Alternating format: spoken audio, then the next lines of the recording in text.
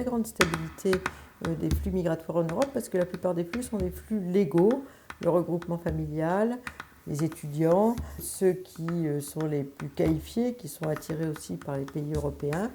Et ça, ce sont des flux extrêmement réguliers en chiffres. Pourquoi les accueillir? Parce qu'une partie des personnes, comme je l'ai dit, les 2/3 sont une immigration légale pour lesquelles on a pris des engagements juridiques.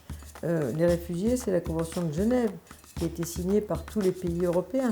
Et on a une obligation de respecter la Convention de Genève puisque c'est un traité qui a été signé sur l'asile.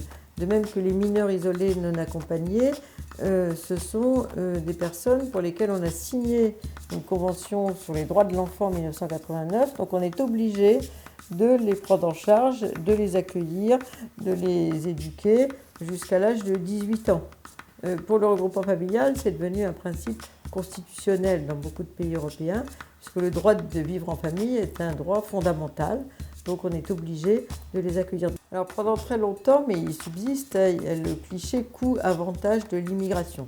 Est-ce que l'immigration, ça rapporte ou ça coûte? Donc ça, c'est un sujet qui a 40 ans d'âge.